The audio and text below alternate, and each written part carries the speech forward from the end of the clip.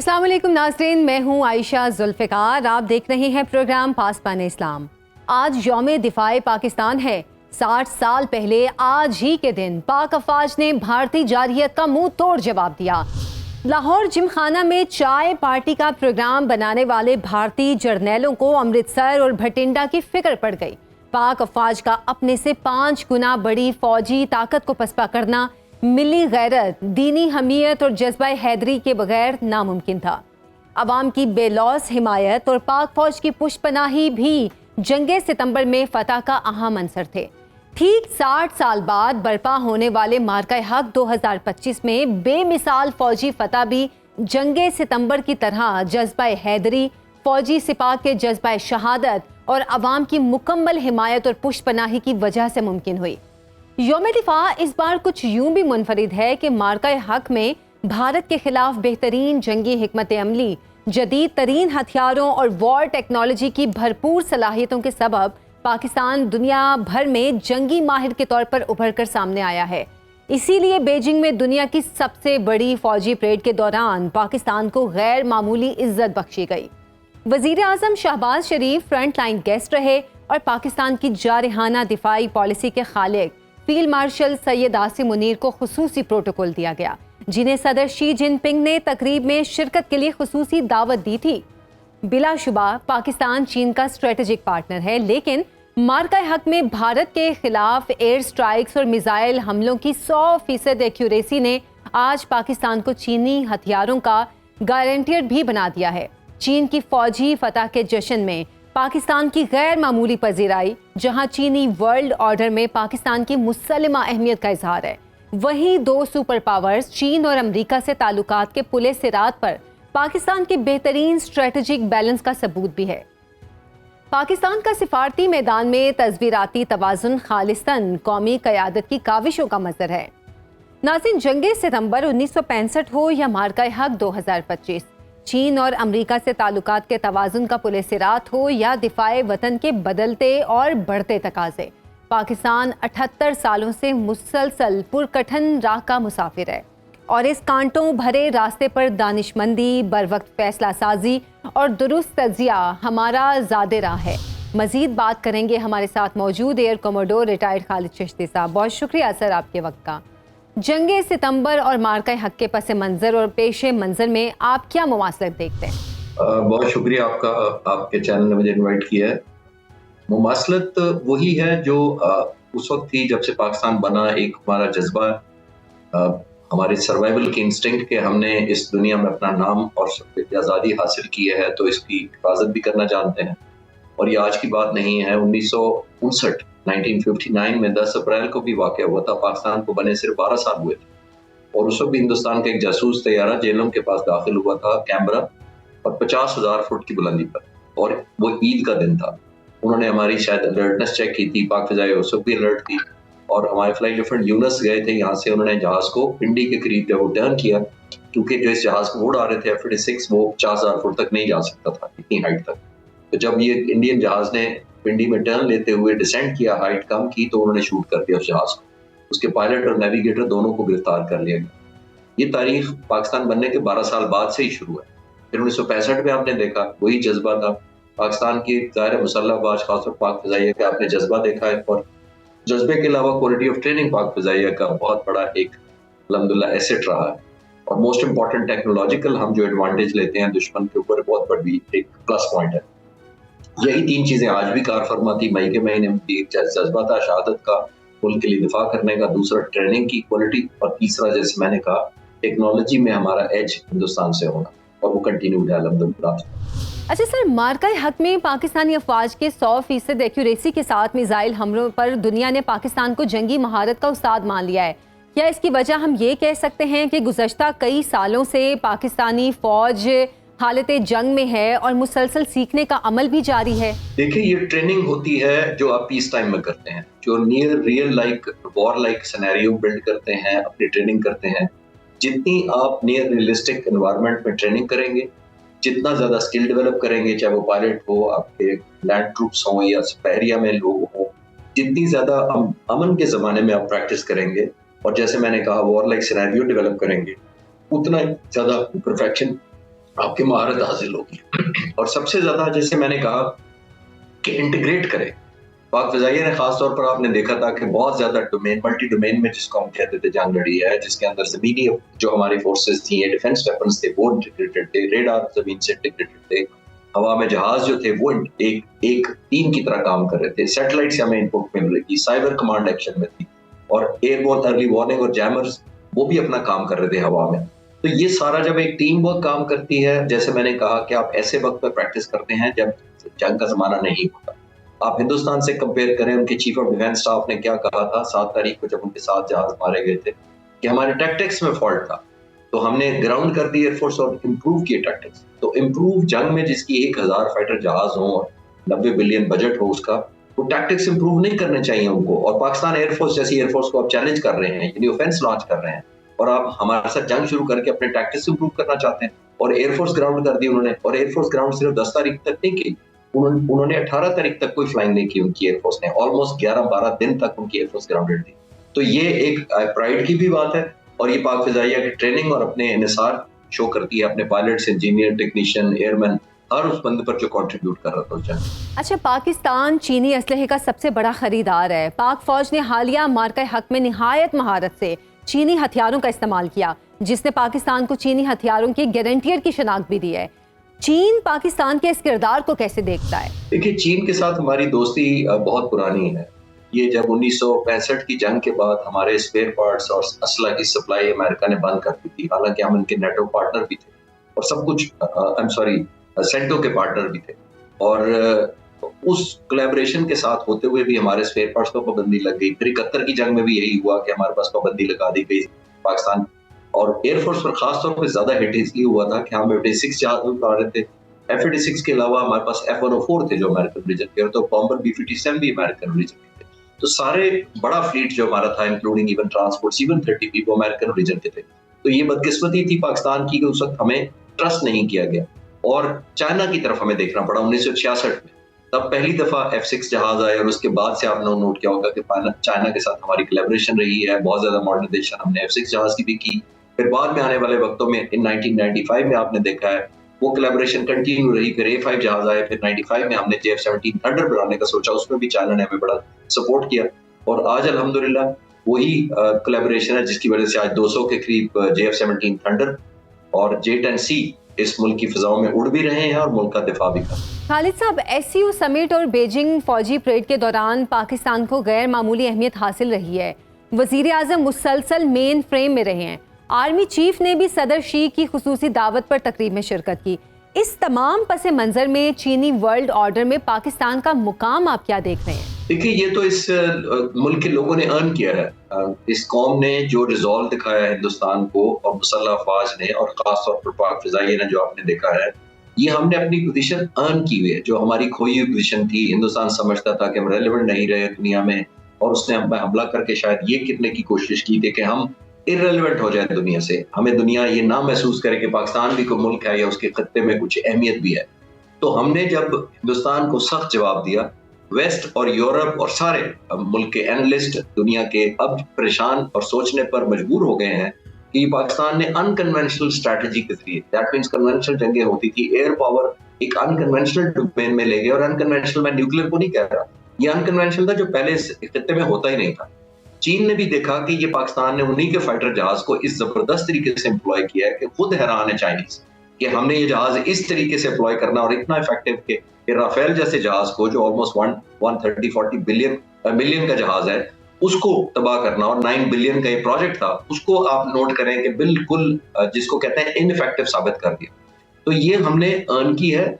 और ये जो जंग भी बंद करवाई थी, वो अक्सर मैं लोगों को बताता हूँ कि ये अमेरिकन प्रेसिडेंट ने फैसिलिटेट किया था, जंग हमने बंद कराई थी। अगर खुदा ना खास्ता हमारी पोजीशन डिफेंसिव होती या हिंदुस्तान हमें मार रहा होता, तो हमें किसी ने छुड़ाने नहीं आना था और जंग बंद नहीं करानी। तो ये हमारी अपनी परफॉर्मेंस है, लोगों की है, मुसल्लह अफवाज की है, और खासतौर पर जैसे मैंने कहा बात। अच्छा सर, चीन ने पहली बार अपनी फौजी सलाहियतों का खुलकर इजहार किया है, और एक ही वक्त में चीनी वर्ल्ड ऑर्डर का ऐलान और चीनी फौजी ताकत का इजहार भी किया। क्या ये अमेरिका और मगरिब को पैगाम है कि चीन दुनिया में अपने सियासी और फौजी किरदार की अदायगी के लिए तैयार है? देखिए, दुनिया में पावर बहुत इंपॉर्टेंट होती है कि आपके पास पावर हो। पाकिस्तान ने भी अपनी पावर दिखाई थी, और ये दुनिया को बताया था कि हम आप इग्नोर नहीं कर सकते हैं। चाइना ने भी over a period of time economically बड़ी तरक्की की है, मिलिट्री ग्राउंड में भी बड़ी तरक्की की है, लेकिन अमेरिका शायद ये समझता है कि सोवियत यूनियन के टूटने के बाद वो सोल सुपर पावर है, और जैसे वो अंग्रेजी में कहते हैं कि either you are with us और अगेंस्ट अस, यानी कि आप हमारे साथ हैं या हमारे मुखालिफ हैं।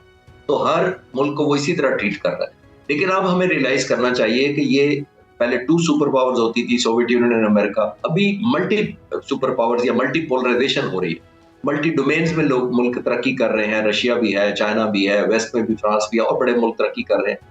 तो अब अमेरिका को ये रियलाइज करना चाहिए कि दुनिया अब एडवांस हो गई है। अब आपकी वो जो हेजमोनिक एक पोस्चरिंग थी, जो पहले इस तरह नहीं थी, जो अब खुलकर सामने आई है, वो इस तरह अब नहीं चल सकती। दुनिया में बहुत पावर्स हैं। आपने चाइना देखा, उसने किस किस डायमेंशन से इसमें असले दिखाए हैं। उन्होंने सब सरफेस यानी पानी के अंदर से वेपन दिखाए हैं, उन्होंने आर्टिफिशियल इंटेलिजेंस दिखाया है, उन्होंने रोबोटिक्स इतनी मशीन्स और वेपन दिखाए हैं जिसके अंदर उन्होंने इंसान का इस्तेमाल कम से कम कर दिया है और मशीन का और आर्टिफिशियल इंटेलिजेंस और कंप्यूटर का इस्तेमाल बढ़ा दिया, जो कि मेरा ख्याल है अमेरिका के लिए भी बहुत बड़ा सरप्राइज होगा। और अमेरिकन सदर ने आज कहा है कि ये मुझे दिखाने के लिए किया था और ये बहुत इंप्रेसिव रेट थी, इसमें कोई शक नहीं। बहुत शुक्रिया। Air commodore retired Khalid Chishti साहब हमारे साथ मौजूद थे। नाज़रीन, जंग सितंबर का तज़किरा करेंगे एक ब्रेक के बाद, हमारे साथ रहिए। Welcome back. जंग सितंबर 1965 में फतह की तरह मार्का हक की कामयाबी भी पाकिस्तान के लिए दूररस साबित हुई। एक जिम्मेदार मुल्क की शनाख्त, आलमी अमन से दिलचस्पी का इजहार और जंगी महारतों के उस्ताद की हैसियत से आलमी पहचान जहां पाकिस्तान की इज्जत व तौकीर और साख बढ़ा रही है, वहीं हमारे लिए मुआशी जन्नतों और इक्तिसादी मंडियों के दरवाजे भी खोल रही है। जंग सितंबर 1965 में कौम ने जिस जज्बे और जोश व खरोश का मुजाहिरा किया, उसी जोश और जज्बे का मुजाहिरा मार्का हक 2025 के दौरान भी देखने को मिला। सियासी अनारकी शदीद लहर के दौरान कौम अपने सियासी इख्तिलाफात भुलाकर जिस तरह पाक फौज की पुष्ट पर आ खड़ी हुई, वो इंतहाई गैर मामूली और वन नेशन स्लोगन की अमली तस्वीर था। मार्का हक के दौरान आलमी सिफारतकारी और फौजी महाजों पर जिस तरह पाकिस्तान की सियासी और अस्करी क़यादत ने भारत के खिलाफ मास्टर स्ट्रोक खेले, वो गैर मामूली हुनरमंदी और इंतहा को पहुंची हुब्बुल वतनी के बगैर मुमकिन नहीं था। फौज, अवाम और वतन की यही मजबूत तकोन पाकिस्तान की असल ताकत है। इसी पर बात करेंगे। जनरल रिटायर्ड समरेज सालिक साहब हमारे साथ मौजूद हैं। बहुत शुक्रिया जनरल साहब आपके वक्त का। पाकिस्तान अमन पसंद कौम का मुल्क है, लेकिन बदकिस्मती से हमारे मशरकी हमसाये को अमन पसंद नहीं है, इसीलिए दोनों मुल्कों के दरमियान अब तक 5 जंगें हो चुकी हैं। क्या भारत की जारे मिजाजी का जंग के अलावा कोई मुस्तकिल इलाज भी है? देखिए, भारत जो है उसका जो एक उसकी साइकी है और उसकी स्ट्रेटेजिक सोच है, वो है ही बेस्ड है लड़ाई के ऊपर। एक तरफ वो चाणक्य डॉक्ट्रिन को फॉलो करता है जो कि लड़ाई पे बेस्ड है। दूसरा, भारत का ऑब्जेक्टिव है हिंदुत्व का, एक अखंड भारत बनाने का, वो भी लड़ाई के ऊपर बेस्ड है। तो ना सिर्फ पाकिस्तान, भारत ने अपने तमाम हमसाया ममालिक के लिए प्रॉब्लम्स क्रिएट की हैं। छोटी सोच का मालिक है भारत, और भारत की कोशिश यही होती है कि बाकी जो उसके इर्द गिर्द जो छोटे ममालिक हैं उनको डराए धमकाए और उस तरीके से अपने ऑब्जेक्टिव अचीव करे। जो माजी है वो गुजर चुका है, जिसमें कि साउथ एशिया जो है उसने बहुत बुरे तरीके से नुकसान उठाया है। ऑन द होल जो फ्यूचर है उसमें मैं समझता हूँ कि चाइना, जो कि बहुत बड़े लेवल पे इस रीजन में, इस इलाके में अपनी जो है वो उसकी इजारादारी होने जा रही है, तो वो ही एक सोल्यूशन नज़र आता है जिसके बाद मुझे उम्मीद है कि भारत अपनी जगह पे आ जाएगा और वो मुल्क, हमसाया मुल्क जिनको भारत ने थ्रू आउट तंग किया है, वो भारत को नोचना शुरू करेंगे और ये काफ़ी तक अभी हमें होता हुआ नजर आ रहा है। अच्छा जनरल साहब, जंग सितंबर 1965 के 60 साल बाद मार्का हक के दौरान हमने कौमी यकजहती का एक बार फिर से बेमिसाल मुजाहिरा देखा, जबकि सियासी इख्तिलाफात से कतई नज़र आम पाकिस्तानी फौज की पुश्त पर आ खड़ा हुआ। मुल्क की दिफा के लिए कौमी यकजहती का टूल कितना अहम है? देखिए, जंगें जो है वो सिर्फ जो हमारी अफवाज है वो नहीं लड़ती, बल्कि जंगें जो है वो कौम लड़ती है। अगर हम 1965 की जंग को याद करें तो आज भी उसकी एक मिसाल दी जाती है कि कौम किस तरीके से, किस जज्बे के साथ अपनी अफवाज के पीछे खड़ी थी। ये वो वक्त था जब लोगों ने अपने जेवर बेचे, लोगों ने हर लिहाज से अपनी अफवाज की मदद की। ये वो वक्त था जबकि जिसके बारे में मशहूर है कि फरिश्ते उतरे हमारी अफवाज की मदद के लिए। ये वो वक्त है कि जब हमारे सोल्जर्स अपने जिस्म के साथ जो है वो माइंस बांध के टैंक के नीचे लेट जाते थे। ये वो जज्बा था जिसकी वजह से 1965 का मार्का, जो कि पहली बड़ी जंग थी एक नौमौलूद मुल्क के लिए, उसमें पाकिस्तान ने एक बहुत बुरी शिकस्त दी इंडिया को। इसी तरीके से 2025 जो भी रिसेंट हमारा जो कॉन्फ्लिक्ट हुआ इंडिया के साथ 2025 में, उसमें भी कौम जो है वो यकजहती के साथ अफवाज के पीछे खड़ी हुई। कौम, जबकि यहाँ पे डिवीजन थी, पॉलिटिकल डिवीजन थी और बहुत सारे मसाइल थे, लेकिन वो सारे दूर हो गए और कौम यक जुबान और यकजहती के साथ अपनी अफवाज के पीछे खड़ी हुई। ये एक बेसिक अमर था जिसकी वजह से हमें इस जंग में भी कामयाबी मिली। किसी भी फ्यूचर के मार्के के लिए ये बहुत ज़रूरी है कि हमारी जो कौम है वो यकजहती और यूनिटी के साथ अपनी अफवाज के पीछे खड़ी हो, फिर ही अफवाज इस तरह के मार्के में के खिलाफ नबर्द आज़मा हो सकती है। अच्छा जनरल साहब, मार्का हक में शिकस्त के बाद इंडिया आलमी प्लेटफॉर्म्स पर मुसलसल रुस्वा हो रहा है और चीन ने फौजी परेड देखने के लिए 26 मुल्कों को मदऊ किया, मगर इंडिया को दावत नहीं दी। क्या इसकी वजह इंडिया की अमेरिका के क्वाड फौजी इत्तेहाद में मौजूदगी है या कुछ और अगर क्वाड वजह है तो क्वाड मेंबर तो इंडोनेशिया का वक्त भी है, वो भी चीनी फौजी परेड देखने पहुंचा है। देखिए, इंडिया जो है, इंडिया में एक तो अपनी उसकी उसकी नेचर है कि वो बहुत बड़ी बड़ी बातें करता है, लेकिन उसकी सलाहियत उतनी बड़ी नहीं होती। तो जब ये पाकिस्तान के खिलाफ उसने मार्का आजमाई की और मुंह की खाई, तो दुनिया की जो है, पर्टिकुलरली दुनिया की और इसके अलावा अमेरिका की आंखें खुली कि जिस मुल्क के ऊपर हम ये तकिया कर रहे हैं कि वो कल को चाइना को चैलेंज करेगा, वो तो पाकिस्तान का मुकाबला नहीं कर पा रहा। तो इसके बाद अमेरिका जो को ये ख्याल आया कि जिस पे हम इन्वेस्ट कर रहे हैं वो तो अगले 50 साल भी शायद इस पोजीशन में ना आ सके कि वो चाइना का मुकाबला कर सके। ये वजह है जिसकी वजह से ट्रंप जो है उसने इंडिया के खिलाफ सरमोरी का मुजाहरा करना शुरू किया। और अब जबकि इंडिया जो है वो उसने कोशिश की कि रशिया के क्लोज हो, चाइना के फॉरेन मिनिस्टर ने इंडिया को विजिट किया, अब मोदी जो है वो वहाँ पे एससीओ कॉन्फ्रेंस के लिए गया, लेकिन जो परेड थी उसमें मोदी को नहीं देखा गया, वो उसको ना मदऊ किया गया ना उसको वहाँ पे देखा गया। तो मैं समझता हूँ कि इंडिया इस वक्त एक तरफ उसके डीप सी है और दूसरी तरफ उसके डेबल है। उसे समझ नहीं आ रही कि किस तरफ को जाए। ना अमेरिका की तरफ से उसको पजीराई मिल रही है और ना उसको चाइना की तरफ से पजीराई मिल रही है। तो इस सिचुएशन में इंडिया बहुत बुरी तरीके से फ्रस्ट्रेटेड है और मैं समझता हूँ कि ये इंडिया बुरी तरीके से एक्सपोज हुआ है 2025 के कॉन्फ्लिक्ट के बाद, जिसके बाद उसका ना नैरेटिव उस तरीके से बिक रहा है दुनिया में और ना उसके ऊपर कोई ट्रस्ट करने के लिए तैयार है। इसके अलावा एक और अमर जिसका मैं जिक्र करना चाहूँगा वो ये है कि प्रेसिडेंट ट्रंप जो है वो बहुत ईगोइस्टिक है। तो उसने जो पर्सनल जो ग्रीवेंसेस प्रेसिडेंट ट्रंप के हैं प्राइम मिनिस्टर मोदी के अगेंस्ट और इंडिया के अगेंस्ट, वो भी इसमें कार फरमा है कि वो इंडिया को उस तरीके से नहीं देख रहे अमेरिका वाले जिस तरीके से वो पहले देखते थे। जनरल साहब, चीन से डाई हार्ड पार्टनरशिप और अमेरिका से ताल्लुकात की गैर मामूली अंदाज में बहाली, पाकिस्तान एक बार फिर आलमी स्टेज पर नमूदार हो रहा है। क्या ये सब कुछ इत्तफाकी या ड्रामाई है या इसके पस मंजर में ज़मीनी हकाइक पर बेस करती हमारी तब्दील शुदा खारजा पॉलिसी का अंसर कार फरमा है? देखिए, हमें थोड़ा सा इन चीज़ों को देखना पड़ेगा ज़्यादा तज्ज़िये के साथ, क्योंकि इससे पहले भी हमारे साथ ये हुआ है कि जब सोवियत यूनियन अफ़गानिस्तान में आया तो पाकिस्तान की ये जो इम्पोर्टेंस थी, स्ट्रेटेजिक इम्पोर्टेंस, वो एकदम उजागर हुई और पाकिस्तान को इस्तेमाल किया गया सोवियत यूनियन के अगेंस्ट। फिर सेकंड टाइम जो जियोपॉलिटिक्स प्ले हुई यहाँ पे, तो टेररिज्म का जो थ्रेट आई उसमें भी पाकिस्तान की जो अहमियत थी वो उजागर हुई और पाकिस्तान को इस्तेमाल किया गया। इस दफ़ा मुझे खदशा है कि चूँकि पाकिस्तान चाइना के बहुत नज़दीक है और चूँकि पाकिस्तान की एक बहुत कलीदी पोजीशन है, बहुत इम्पोर्टेंट पोजीशन है, चाइना के जो फ्यूचर प्लान्स हैं इस रीजन में उनके मतलब उनको देखते हुए, तो मुझे ये खदशा है कि अमेरिका जो इस वक्त बहुत ज़्यादा मेहरबान हो रहा है पाकिस्तान के ऊपर, एक तरफ तो अमेरिका की कोशिश होगी कि पाकिस्तान को चाइना से दूर किया जाए, दूसरा अमेरिका का यहाँ पे इंटरेस्ट है कि यहाँ पे रेयर अर्थ मेटल्स हैं जो कि अमेरिका को अभी जिनकी कमी महसूस हो रही है। चाइना ने उनके ऊपर एम्बार्गो लगाया हुआ है।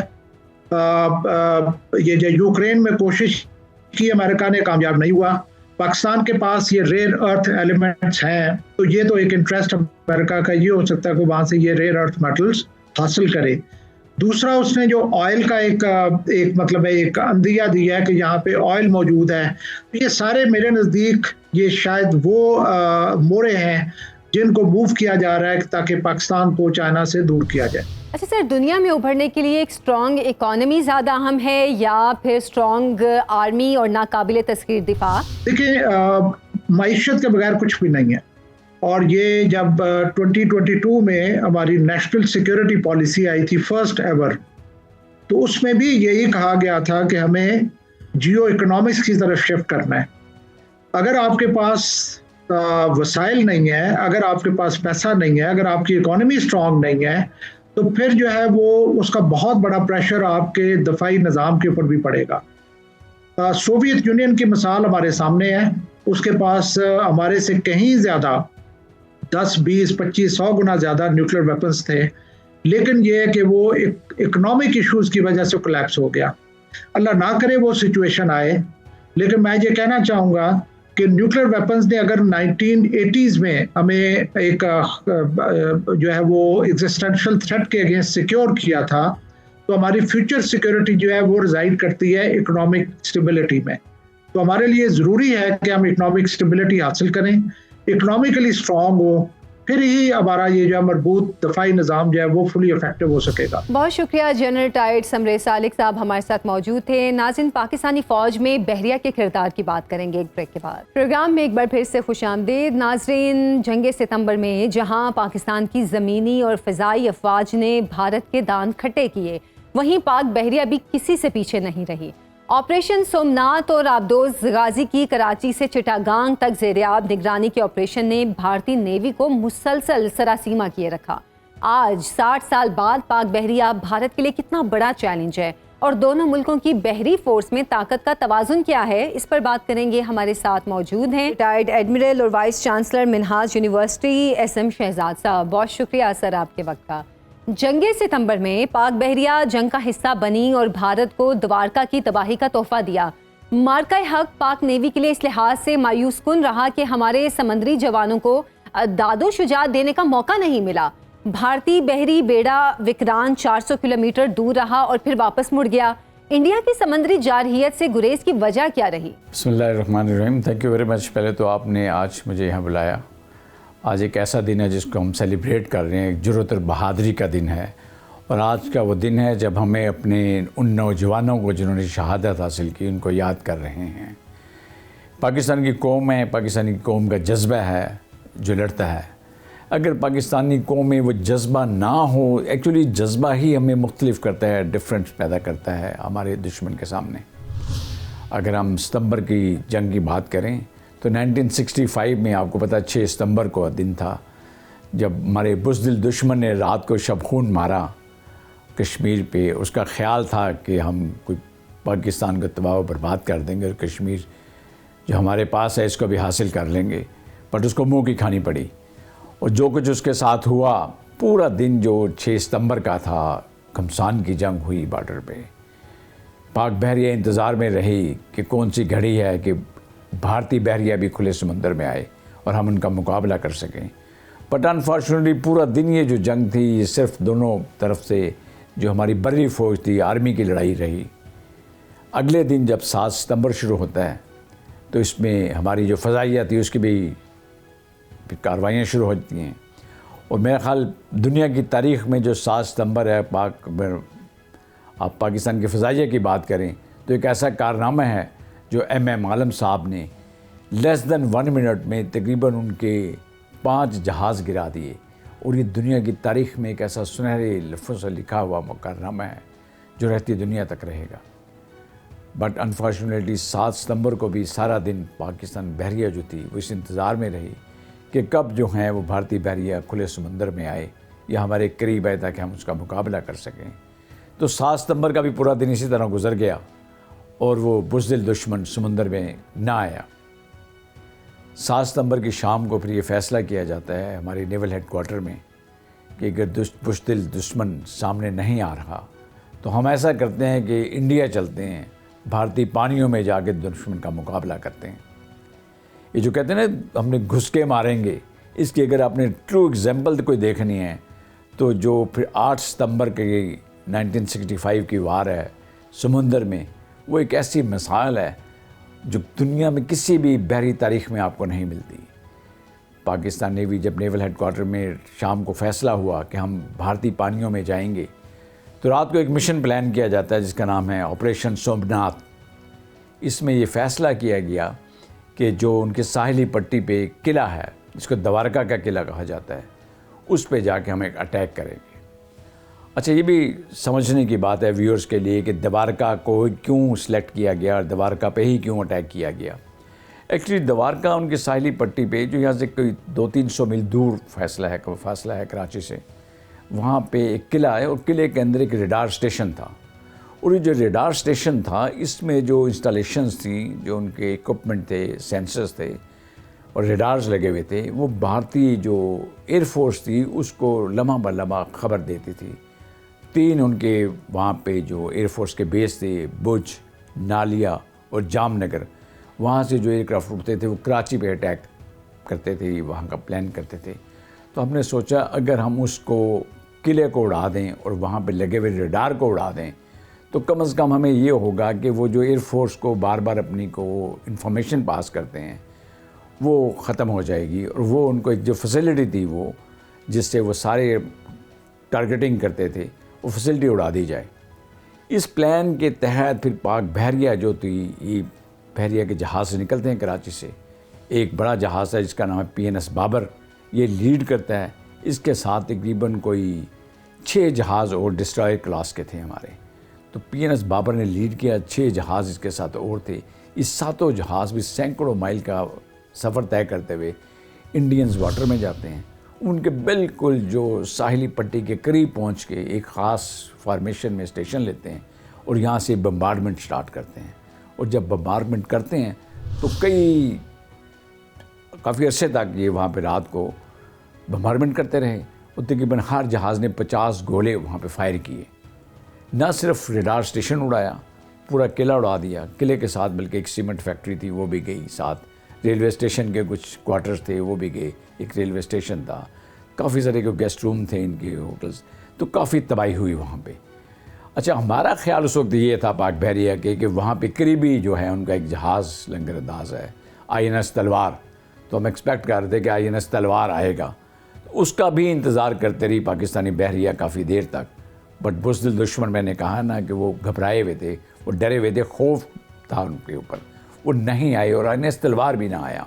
हमारे जहाज़ वहाँ पे फिर आराम से काफ़ी देर तक मौजूद रहे और फिर पाकिस्तान की तरफ वापस आ गए।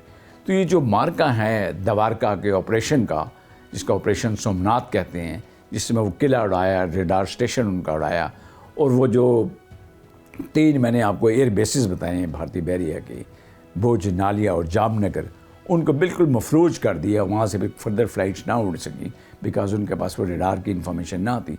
तो एक बहुत बड़ा कारनामा है पाक बहरिया का जो सुनहरी हरूफ से लिखा हुआ है और आइंदा भी लिखा रहेगा।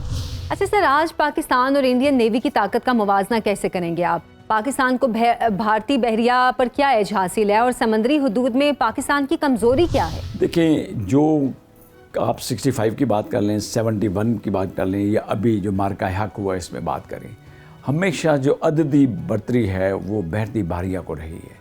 वो हमसे 5 गुना 6 गुना बड़ी नेवी है उनकी, सैकड़ों जहाज़ हैं उनके पास, बेशुमार सबमरीन्स हैं उनके पास, मैरीटाइम एयरक्राफ्ट हैं उनके पास, हेलीकॉप्टर्स हैं उनके पास, जिनका अददी मुकाबला हमारे साथ नहीं। वो हमसे बहुत बड़ी नेवी है। बट हमेशा मैं एक बात करता हूँ कि it is not the gun which fight it's man behind the gun.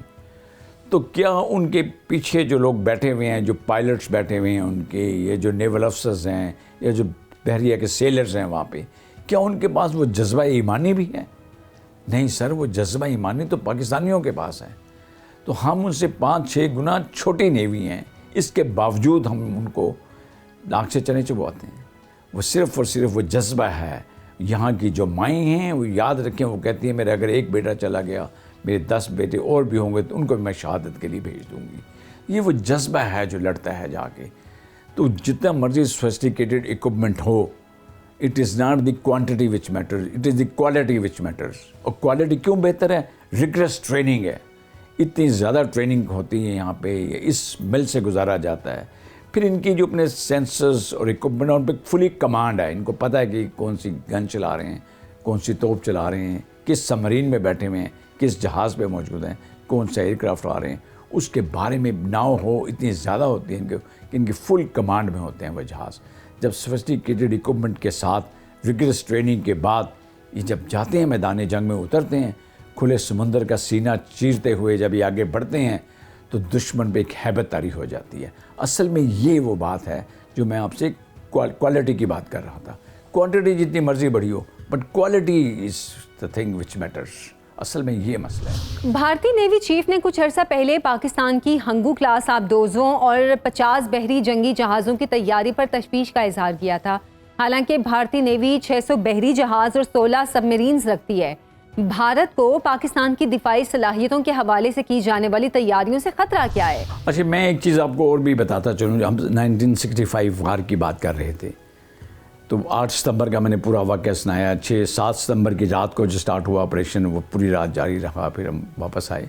तो हम हर साल 8 सितंबर जो है वो बहरिया का दिन मनाते हैं।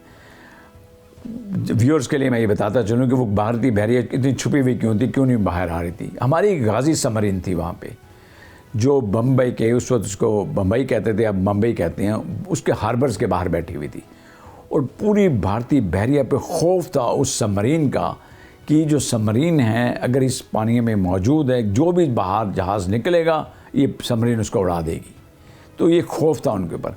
इसी तरह जो सबमरीन्स की अगर हम उससे बात करें तो 1971 में भी जो हंगोर क्लास हमारी सबमरीन थी ये मौजूद थी वहाँ पे। और जब उनका जहाज़ पहले आया, बड़ा ये मशहूर है कि जब उनका INS किरपान आया है तो फिर जब सबमरीन ने टॉरपीडो फायर किया है तो उनका जहाज़ भी दैट वेंट डाउन, तो जहाज़ फिर उनका डूब गया। उसको बचाने के लिए INS किरपान आता तो किरपान भी डूब गया। तो ये जो जहाज़ उनके तबाह हुए हैं दो, इस सबमरीन की वजह से हुए हैं। पाकिस्तान की जो सबमरीन की फोर्स है दैट इज़ रियल पंच। हम कहते हैं ना साइलेंट किलर है ये। जो साइलेंट गाय की बात हो रही थी इस पूरे मार के हक में, वो भी यही थी कि जो सबमरीन की वारफेयर है, ये जो बहरिया की जंग है, ये खुले समुद्रों में आबादी से बहुत दूर है, ये नज़र नहीं आते। ये कहते हैं ना इंग्लिश में कि इनके the words doesn't speak, it is the action which speaks. तो इनके जो एक्शंस हैं, इनके जो कारनामे, वो फिर नज़र आते हैं। तो भारतीय बहरिया के पास 600 जहाज़ हों या 400 सबमरीन्स हो या 1000 उनके पास एयरक्राफ्ट हों, वो मैटर नहीं करते। बिकॉज उनकी सबमरीन जब भी हमारे इलाके में है, ये यहाँ पे पकड़ी गई है। और अल्हम्दुलिल्लाह हमारी सबमरीन ने दहशत फैलाई रखी 65 वार में, पूरा महफूज किए रखा उनको। गाजी की भी इतनी हैबत आ रही थी। फिर हमारी जो सबमरीन थी हंगोर 1971 में, उसने इतनी दहशत फैलाई रखी कि उनकी जुर्रत नहीं हुई कि वो इस एरिया में आए। और अब तो सब ने देख लिया है मार का हक में, it was our submarine force जो समुंदर की तहों में मौजूद थी। उनकी जुर्रत नहीं हुई कि इसके करीब भी आए। इस दफ़ा भी वो तकरीबन 700-750 किलोमीटर दूर रहे हमारे इलाके से, उन्होंने करीब आने की जुर्रत ना की। वो इसलिए कि उन पर एक हैबत तारी हो जाती है हमारी सबमरीन्स की। हमारे शिप्स मौजूद थे सरफेस ऑफ दी समुंदर, और ऊपर फ़ज़ाओं में हमारे जो मैरीटाइम एयरक्राफ्ट है ये मौजूद थे। तो जब ऊपर फ़ज़ा में भी एयरक्राफ्ट मौजूद थे, समुंदर की सतह पे भी जहाज़ मौजूद थे, समुंदर की तह में भी हमारी सबमरीन्स मौजूद थी, तो वो कैसे जुर्रत कर सकते हैं? एक लफ्ज़ है, हम कहते हैं मैरीटाइम डोमेन अवेयरनेस। अगर आपको अपने समुंदर की अवेयरनेस है, उस पूरे एरिया की अवेयरनेस है, फिर हम कहते हैं A to AZ, anti assess area denial, यानी आपने अपने एरिया में एनिमी को आने नहीं देना। ये एक स्ट्रेटजी है। यानी अगर रियलिस्टिकली पूछें कि टैक्टिकली सुपीरियरिटी थी और स्ट्रेटजिकली एडवांटेज थी इस दफ़ा पूरे मार का हक में हमें, और हमने उनको अपने इलाके में आने नहीं दिया। ये वो रीज़न था कि पाकिस्तान की जो सबमरीन फोर्स या शिप्स थे या हमारे जो मैरीटाइम पेट्रोल एयरक्राफ्ट थे, उनकी एक हैबत थी समंदर में इस दफ़ा। अच्छा सर, बीजिंग फौजी परेड के दौरान चीन ने अपने ज़ेरे आब समंदरी ड्रोन्स को मुतारिफ कराया है। समंदरी ड्रोन्स किस किस्म के ऑपरेशन सर अंजाम देंगे? देखिए, जो आने वाला वक्त है ना, वो अभी मार के हक ने भी प्रूव कर दिया है और फ्यूचर में भी नई टेक्नोलॉजी आ रही है। चाहे वो साइबर वारफेयर की बात कर लें आप, या इंफॉर्मेशन वारफेयर की बात करते हैं, नई टेक्नोलॉजी की बात कर लें, अंडर वाटर ड्रोन्स की बात कर लें, सरफेस पे ड्रोन्स की बात कर लें, फ़िज़ा में ड्रोन्स की बात कर लें। आने वाला जो दौर है वो टेक्नोलॉजी का दौर है और पाकिस्तान बहरिया जो है, इसके जवान, इसके अफसर, सेलर्स सब अच्छी तरह इन लाइन है उस न्यू टेक्नोलॉजी के साथ। और हमें पता है फ्यूचर की जो वारफेयर है वो सारी की सारी नई टेक्नोलॉजी के साथ इन्हीं ड्रोन्स के, अंडर वाटर ड्रोन्स और सरफेस पे ड्रोन्स और एयर ड्रोन से हमने लड़नी है। We are fully prepared. बहुत बहुत शुक्रिया। SM शहजाद साहब हमारे साथ मौजूद थे। नाज़रीन, आज के प्रोग्राम से इजाज़त दें। अल्लाह हाफिज़।